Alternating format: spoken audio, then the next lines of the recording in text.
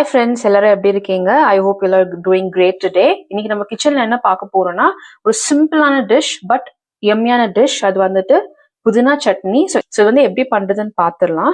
So first ஒரு pan வச்சுட்டு 1 tablespoon of oil add பண்ணிக்கலாம். பேன் வந்து நல்லா சூடான பிறகு ஒரு பிஞ்ச் ஆஃப் ஜீரகம் ஆட் பண்ணிக்கலாம். ஸோ சீரகம் நீங்கள் வந்து எந்த சீரகம் கிடைச்சாலும் நீங்கள் எடுத்துக்கலாம். நீங்கள் வந்து சின்ன சீரகம் இருக்கும் இல்லையா, அது கிடைச்சாலும் பரவாயில்ல, இல்லை ஷாஹி சீரகம்னு சொல்லுவாங்க இல்லையா, அது கூட எடுத்துக்கலாம். ஆனால் கொஞ்சமாக ஆட் பண்ணிக்கோங்க. அந்த சீரகம் பொரிஞ்சு வரப்பவே நம்ம நெக்ஸ்ட் வந்துட்டு காஞ்ச மிளகா, பச்சை மிளகா, நான் வந்து ஒரு 4 காஞ்ச மிளகாவும் 2 பச்சை மிளகாவும் எடுத்திருக்கேன். அதை ஆட் பண்ணிக்கலாம். அது கூடவே வந்துட்டு 1 கப் சின்ன வெங்காயம், அப்புறம் ஒரு பாதி அளவான பெரிய வெங்காயத்தை வந்து இந்த மாதிரி ஸ்லைஸ் பண்ணி எடுத்திருக்கேன். இப்போ இது வந்து எல்லாத்தையும் சேர்த்து வதக்கலாம்.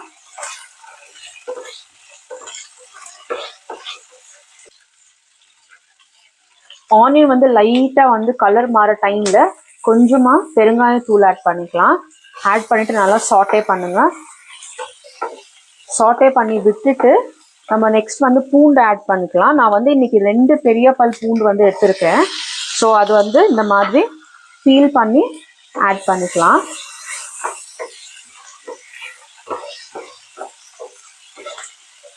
உங்களுக்கு அவ்வளவா இந்த கார்லிக் ஸ்மெல் பிடிக்காதுன்னா நீங்க வந்து இந்த கார்லிக்கை வந்து இன்ஸ்டெட் ஆஃப் 2 பூண்டு நீங்க வந்து 1 பூண்டு கூட நீங்க எடுத்துக்கலாம். பட் புதினா சட்னில நீங்க வந்து சின்ன வெங்காயம் பூண்டும் வந்து நீங்க கம்பல்சரியா ஆட் பண்ணணும்.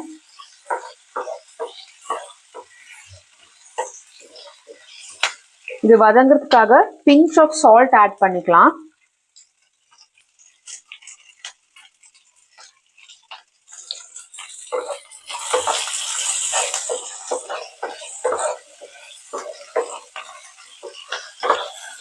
இந்த வெங்காயத்தோட கலர் வந்து கொஞ்சம் பிங்கிஷ்ல இருந்து ப்ரௌனிஷ் ஆகிற அளவுக்கு வதக்குங்க. ரொம்ப ப்ரௌன் ஆகக்கூடாது, அப்புறம் அது வந்துட்டு ஒரு மாதிரி கருகுன வாசனை வந்துடும். இப்போ வந்து இது ரெடியா இருக்கு. இந்த ஸ்டேஜ்ல நம்ம வந்து டொமேட்டோ ஆட் பண்ணிக்கலாம். நான் இன்னைக்கு வந்துட்டு ஒரு 2 பெரிய டொமேட்டோ வந்து இந்த மாதிரி ஸ்லைஸ் பண்ணி வச்சிருக்கேன். இதை வந்து ஆட் பண்ணிக்கலாம். நீங்க வந்து பெங்களூர் டொமேட்டோ இல்லைன்னா வந்துட்டு நாட்டு டொமேட்டோ ஏதாவது எடுத்துக்கலாம், ரெண்டுமே ஓகே தான்.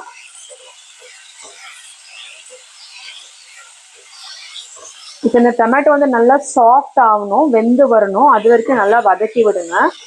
கொஞ்சம் ஹை ஃப்ளேம்ல வச்சுக்கோங்க. இது கூடவே கொஞ்சமா புளி வந்து ஆட் பண்ணிக்கலாம். நான் ரொம்ப கொஞ்சமா தான் ஆட் பண்றேன். சப்போஸ் உங்களுக்கு டேங்கி டேஸ்ட் இன்னும் நிறைய வேணும்னா நீங்க இன்னும் எக்ஸ்ட்ரா புளி கூட ஆட் பண்ணிக்கோங்க. புளி வந்து கிளீனா வாஷ் பண்ணிட்டு ஆட் பண்ணிக்கோங்க. அப்புறம் அதுல இருக்கிற நாரெல்லாம் ரிமூவ் பண்ணிட்டு ஆட் பண்ணிக்கோங்க. இந்த ஸ்டேஜ்ல கொத்தமல்லி தழை கொஞ்சம் ஆட் பண்ணிக்கலாம். நான் வந்து ஒரு 1/2 கப் கொத்தமல்லி தழை ஆட் பண்றேன். ஆட் பண்ணிட்டு நல்லா வதக்குங்க. டொமேட்டோ வந்து நல்லா சாஃப்ட் ஆகிற வரைக்கும் நம்ம வந்து வதக்கி விட்டுட்டே இருக்கணும். இப்போ வந்து ஃப்ளேம் கொஞ்சம் கம்மியா வச்சுக்கோங்க.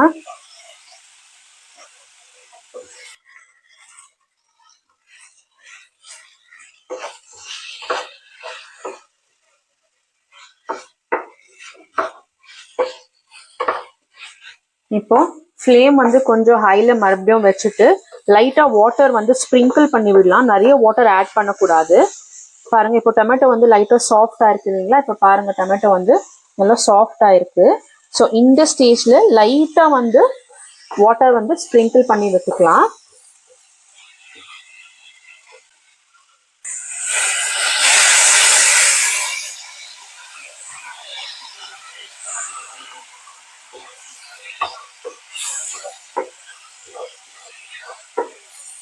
இப்போ டொமேட்டோ வந்து நல்லா வெந்து குக் ஆயிருக்கு.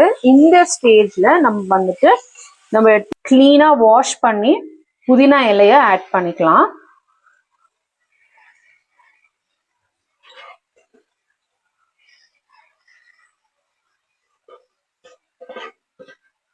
எப்பவுமே புதினா இலைய கொஞ்சமா லைட்டா வாட்டர்ல வந்துட்டு ஃபர்ஸ்ட் நல்லா வந்து ரின்ஸ் பண்ணி எடுத்துட்டு அதுக்கு பிறகு கொஞ்சம் உப்பு தூள் வந்து போட்டு அது கூடவே தண்ணி வந்து நல்லா விட்டு நல்லா வாஷ் பண்ணி ரின்ஸ் பண்ணி எடுத்து வச்சுக்கோங்க.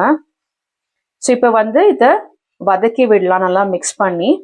இப்ப நீங்க பாருங்க, நான் போட்ட இவ்வளவு புதினா இலை நான் போட்டேன், ஆனா வதங்கிருச்சுன்னா அது வந்து ரொம்ப கம்மியா தான் வரும். அது உங்களுக்கு காமிக்கிற பாருங்க. ஃபர்ஸ்ட் இது வதங்கி வரட்டும். இப்ப பாருங்க, நான் எவ்வளவு புதினா இலை போட்டேன். இப்ப நீங்க பாத்தீங்கன்னா அது வந்து நல்லா வதங்கிருச்சு.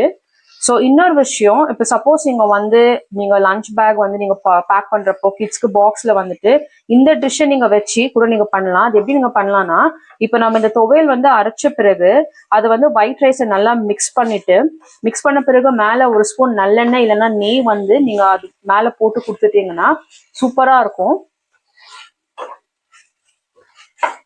இல்ல நீங்க வந்து இந்த துவையலவே சாப்பிடுறீங்கன்னா நீங்க எந்த மெயின் டிஷ் கூட வச்சு நீங்க வந்து சாப்பிடலாம். நான் ஏற்கனவே உங்களுக்கு சொன்ன மாதிரி நான் என்னோட சேனல்ல ஆல்ரெடி வெங்காய சட்னி எப்படி பண்றதுன்னு காமிச்சிருக்கேன். இப்ப பாருங்க, இது வந்து நல்லா வதங்கி வருது. இப்ப நீங்க பாத்தீங்கன்னா ஆல்மோஸ்ட் இந்த வெங்காயம் நம்ம போட்டோம் இல்லையா, அதுவும் நல்லா வெந்திருக்கு. அண்ட் பூண்டுமே நல்லா வந்து வதங்கி வந்திருக்கு. ஸோ இன்னும் கொஞ்ச நேரம் நம்ம வந்து அப்படியே வதக்கி விடலாம்.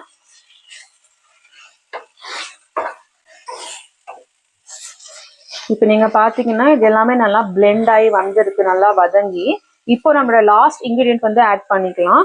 தேவையான அளவு உப்பு. நான் ஏற்கனவே வெங்காயம் வதங்குறதுக்காக பிஞ்ச் ஆஃப் சால்ட் ஆட் பண்ணியிருக்கேன். ஸோ இப்போ நான் வந்து ஒரு ஸ்பூன் ஆஃப் சால்ட் ஆட் பண்றேன்.